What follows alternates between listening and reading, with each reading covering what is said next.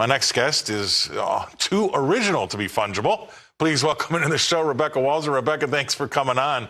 I don't know why it's such a hard concept, but it seems pretty simple to me, and we just can't get over it. What do you say?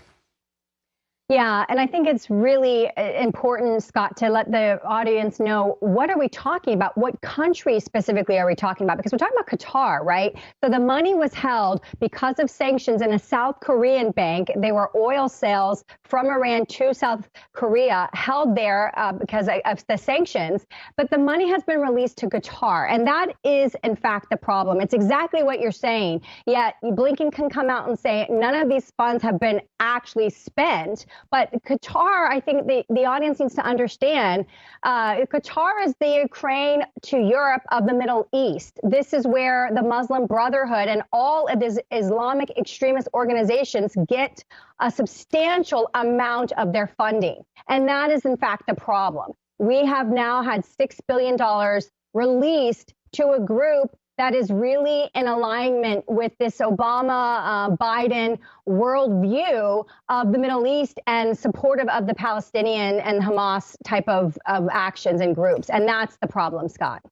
All right, well, so how do we solve this problem? I mean, that's, I just had Ashley, the producer, come down my ear and say that now it looks as though they might have frozen it again, but they're not quite willing to make a statement. And it looks as though we're toing and froing and dancing. Why would they? What's behind not really coming out and saying what they've done?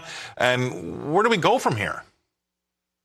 Well, I mean, I'm just going to be completely blunt with the audience. There's a lot of shenanigans that are going on with the funding to Ukraine. And I think that this is them trying to now, the CIA, the State Department, has relationships and tries to create Middle East policy through Qatar and these Islamic extremist organizations. This is a documented fact. And so I think what's happening is the American people are finally starting to wake up and say, what is going on with Ukraine? Why does the President of the United States and everyone else say we'll be there until whatever it takes? Why are there no measurable deliverables that we can measure our success or progress, fail or not? And now we've got this now happening in the Middle East as well, with this $6 billion to Iran funded through the country that funds Islamic extremism. And the American people are just done with the platitudes. They're done watching mainstream media and listening to people tell them everything is fine. This is completely copacetic. There's no problem here. Don't watch this flyer or the lightning or anything. Everything is fine. The American people are saying,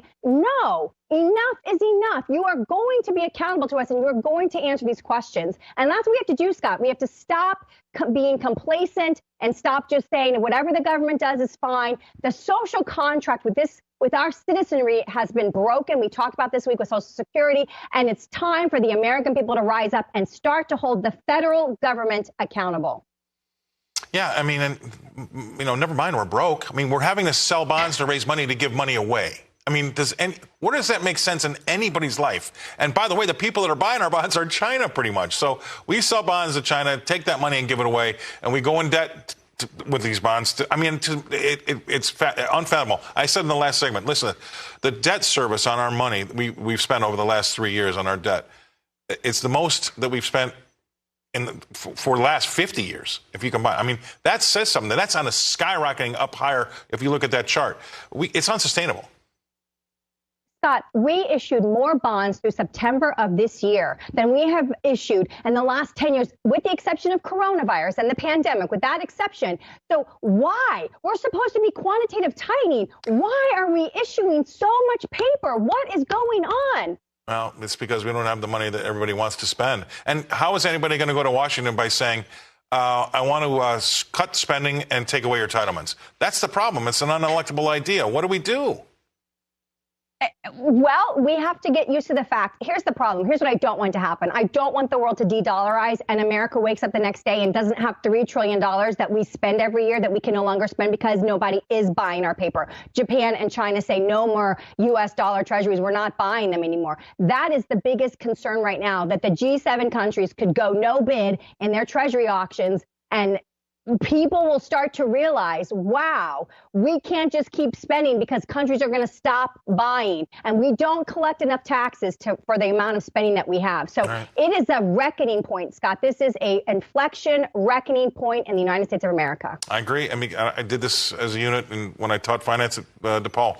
And I look at the books of City of Chicago. They were having to pay so much money in interest on the bonds that they were selling. It's almost unsustainable, and this is getting to that point. It's just a smaller one. All right. Appreciate you coming on. Thank you very much. Have a great time next week. I know you're not going to be with us on Monday. Rebecca Walser coming to us from Tampa, Florida. All right. Let's